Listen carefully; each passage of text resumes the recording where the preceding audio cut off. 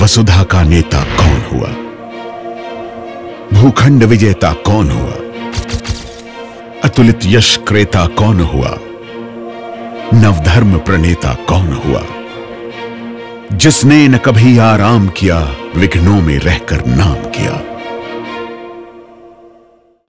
परिकी पांडला नरहरि, भारतीय प्रशासनिक सेवा 2001 बैच, कलेक्टर एवं जिलाधिकारी सिवनी 2007 से 2009, कलेक्टर एवं जिलाधिकारी सिंगरौली 2009 से 2011, कलेक्टर एवं जिलाधिकारी ग्वालियर 2011 से 2015, कलेक्टर एवं जिलाधिकारी इंदौर 2015 से 2017।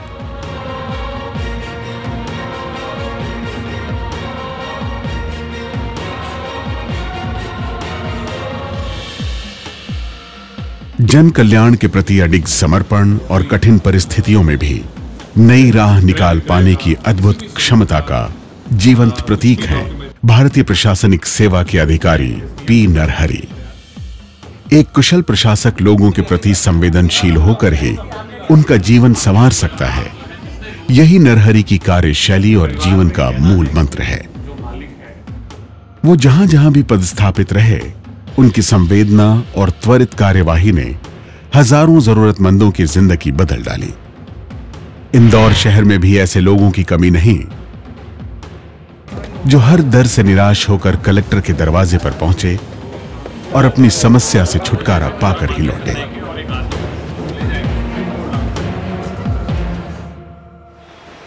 जैसे युवा तैराक सत्येंद्र सिंह लोहिया।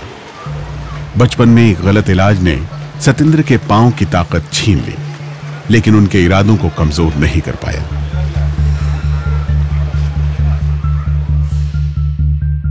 इन इरादों को बुलंदी का आसमान दिया कलेक्टर नरहरि ने।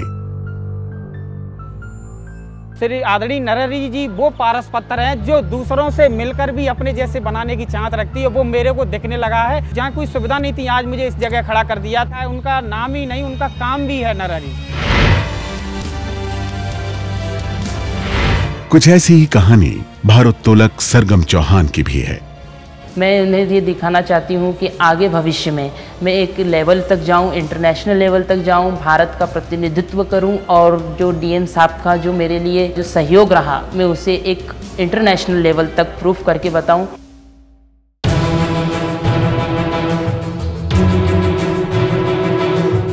सेना में जवान अविनाश कुमार द्विवेदी ने देश की सीमा पर कभी परिंदे को पर भी नहीं मारने दिया, लेकिन अपने घर के प्लॉट का अवैध कब्जा नहीं रोक पाए।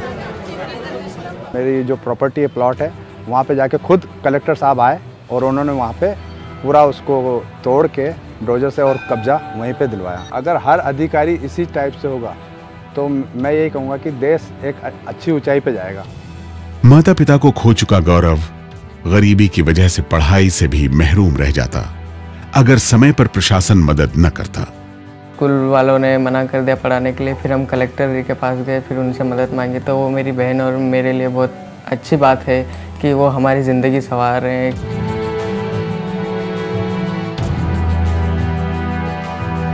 प्रशासन की पहल ने ही बुरे वक्त की मार झेल रही साक्षी और उसकी बहनों को उनकी किताबों की दुनिया लौटाई। जैसे कि मेरी आईपीएस ऑफिसर बनना चाहती हूँ, वो मेरे लिए बिल्कुल एक गॉड की तरह है और मैं बहुत थैंकफुल हूँ उनके लिए और मैं चाहती हूँ कि वो ही हमेशा इंदौर सिटी में कलेक्टर रहें। आर्थिक रूप से कमजोर इस लड़की ने जब नरहरि से प्रेरणा लेकर खुद आईएएस बनने की सोची, तो गरीब परिवार में पले बढ़े नरहरि ने आईएएस कोचिंग की उसकी फीस माफ करवा दी। वो जो भी काम करते हैं लोगों के साथ जुड़ के करते हैं, उस लेवल पे जाके करते हैं जहाँ पे समस्या होती है। सर तो बहुत ही अच्छे इंसान है और मेरे आइडल पर्सन है और मैं हमेशा उनकी तरह काम करना चाहूँगी। जिस सामाजिक आर्थिक स्थिति से मैं निकल कर आया हूँ, मुझे हमेशा ये लगा कि हमें इस तरह के स्ट्रगल्स करने वाले जितने भी छात्र छात्राएं होते हैं, उनको उनकी सहायता करना बहुत जरूरी है। जन सेवा का ऐसा जज्बा भला घड़ी का गुलाम कैसे हो सकता है? तभी तो जब सरकारी कार्यालय बंद होने का समय आता है, कलेक्टर साहब का कार्यालय जनता के बीच खुल जाता है। मेरे पापा की तबीयत खराब है, मैं अपनी पढ़ाई पूरी करना चाहता हूँ। क्या करना चाहिए बताओ आपको? बच्चे को पढ़ना है, मदद करना चाहिए। कौन करेगा मदद? मंत्र बस एक ही है, जिला प्रशासन आपके आंगन। आप बेटा अच्छे से पढ़ना, बाकी 25,000 मैं दे रहा हूँ।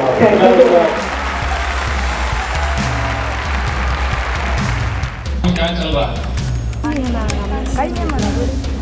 10 रुपए यूनिट सर। मैं आपका सहयोग कर गला पकड़ के काम करा रहा हूँ या फिर जन भागीदारी के साथ समझौतावादी जो है हम लोग आपका मीडिएटर का रोल करेंगे।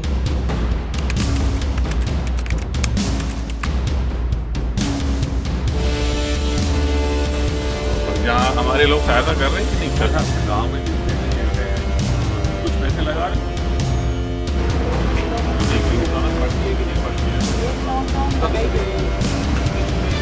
सुबह सुबह का ये जो फॉलोअप है वो बहुत ही इफेक्टिव है, वो ग्रामीणों से इंटरेक्शन हो जाता है।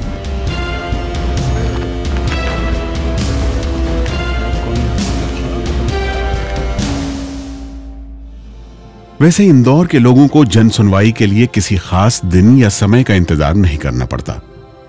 कलेक्टर 24 घंटे सोशल मीडिया के माध्यम से जनता से जुड़े रहते हैं। पी नरहरी मध्य प्रदेश के पहले कलेक्टर हैं जिन्होंने सोशल मीडिया को जनसंपर्क का आधिकारिक जरिया बनाया। अपने सैकड़ों मित्रों और फॉलोअर्स के साथ आज वो एक स्थानीय सेलिब्रिटी से कम नहीं हैं। टेक्नोलॉजी के युग में, और दूसरा जब राइट टू इंफॉर्मेशन और इस तरह की चीज़ों का समाज में इतना ज़्यादा प्रवाह हो चुका है, लोग चाहते हैं कि जो अधिकारी हैं, जो शासकीय सेवक हैं, वो एक्सेसिबल हो। वो चाहते हैं कि अपना काम बहुत आसानी से हो। इस 24 घंटे की जन सुनवाई ने जन जन को लाभ पहुंचाया है। 20 साल पहले करीब 2000 परिवारों ने अपने घर के सपने के साथ ये फ्लैट बुक किए। साल गुजरते गए, मुश्किल से जमा किए पैसे, बचत और पीएफ सब खत्म हो गया। जवान आंखें बूढ़ी हो गईं, लेकिन घर नहीं मिला। पी नरहरी ने इनको सर पर छत दी। इस खुशी को तो शब्दों में बयान नहीं कर सकते। आदमी का मकान बनाना, और स्पेशली हम सरी के लोगों का एक ड्रीम था कि अपने खुद के मकान में रहेंगे, ये करेंगे। वो सपना हमारा नरहरी साहब के प्रयत्न से आज ऐसा हुआ कि अब पेंशन तो हमको मिल गया है।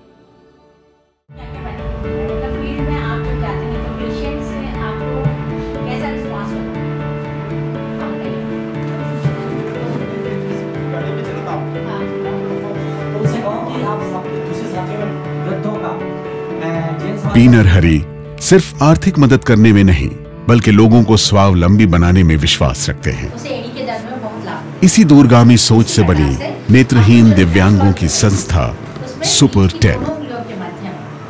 हमने देखा कि स्पर्श करने की उनकी जो शक्ति है वो अद्भुत होती है, तो वहां से हमने इस बात को निकाला और पंच स्पर्श विशेषज्ञ का एक ट्रेनिंग प्रोग्राम तैयार किया। पूरे 20 लड़कियों को सिखाना बहुत बड़ी बात होती है। ब्लाइंड लोगों को उन्होंने इतने प्यार से सिखाया, अपनी मम्मा की तरह उन लोगों ने हमको इतना अच्छा सिखाया है। ब्लाइंड बच्चे हमारे पास आया करते थे कि सर हमें 2000 का जॉब दिला दो, 3000 का।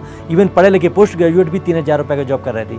उनमें से कई की हालत है कि आज 1500 से 2000 रुपये पर डे कमा लेते हैं। नेत्रहीन दिव्यांगों के लिए स्पर्श चिकित्सा की ट्रेनिंग एक ऐसी पहल है जिसने उनके लिए सम्मान के साथ सर उठाकर जीने की राह बनाई है। बहुत रिस्पेक्ट मिलता सर, बहुत सम्मान मिलता। एटलीस्ट जहाँ पे थेरेपी करने जाते हैं सर, वहाँ पे भी सर जिसके भी दर्द खत्म हो जाते हैं, उसके बाद हमको इतना रिस्पेक्ट मिलता है सर कि वो तो बस पूछो ही मत। इस अनूठी पहल को देश भर में सराहा गया। दिव्यांगों के प्रति पी नरहरी का ऐसा ही समर्पण बतौर कलेक्टर ग्वालियर भी दिखा, जब उनके कार्यकाल में ग्वालियर देश का सबसे दिव्यांग सुलभ शहर बना।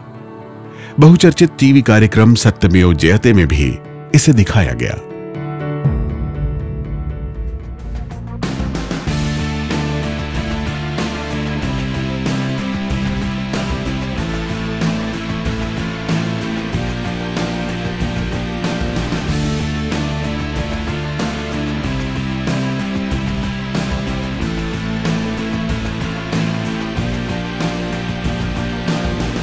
नरहरी लोगों के दिलों से जुड़े तो लोगों ने भी उनके हर आह्वान, हर पहल को अपना समझा और उनके हर कदम से कदम मिलाया। बड़ी सोच, दिन रात की मेहनत और जन भागीदारी से इंदौर देश का नंबर 1 स्वच्छ शहर बना। ये जो पूरा कार्यक्रम है ये 10 to 5 वाला कार्यक्रम नहीं है, यानी कि ऑफिस टाइमिंग्स में क्रियान्वित करने वाला कार्यक्रम नहीं है। स्ट्रैटेजीज हम लोग लेके चले, वही हमारे सक्सेस के लिए कारण है। तो ये हमारा लगभग 2 साल का ये पूरा कार्यक्रम रहा है।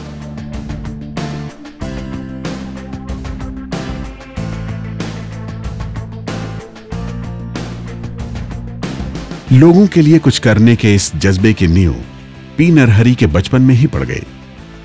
1 मार्च 1975 को तेलंगाना राज्य के करीमनगर जिले के बसंत नगर गांव के एक साधारण परिवार में उनका जन्म हुआ। स्वाध्याय और अपने लगन के बल पर इंजीनियरिंग की, वैज्ञानिक बने और फिर 2001 में भारतीय प्रशासनिक सेवा में चले गए। अपने बचपन और गांव के अपने संस्कार को वो कभी नहीं भूलते। साधारण जीवन व्यतीत करते हैं और अपने बच्चों को भी सरकारी सेंट्रल स्कूल में ही पढ़ाते हैं। सेवा धर्म में उनका सबसे बड़ा संबल परिवार ही है। नियतम कुरु कर्म, अपना काम करना बहुत इम्पोर्टेंट है। तो ये भगवद गीता में लिखा है। सो वो अपना ड्यूटी कर रहे हैं एज एन एडमिनिस्ट्रेटिव ऑफिसर। सो मुझे एज अ वाइफ मेरी प्रिस्क्राइब ड्यूटी है टू सपोर्ट। सक्षम प्रशासन चलाने के साथ साथ एक नीति निर्माता के तौर पर भी पी नरहरि अपनी योग्यता साबित कर चुके हैं। मध्य प्रदेश शासन के महिला एवं बाल विकास के उप सचिव के तौर पर आज की बहुचर्चित लाडली लक्ष्मी योजना का पहला ड्राफ्ट नरहरि ने ही तैयार किया। आज ये योजना अलग अलग नामों से देश के 11 राज्यों में चल रही है। पद कभी नरहरि की पहचान नहीं बना, बल्कि वो पद की पहचान रहे।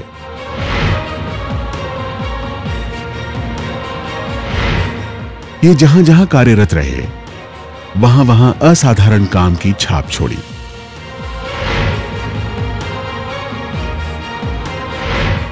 यही कारण है कि इनको मिले पुरस्कारों की सूची 40 से भी ज्यादा है।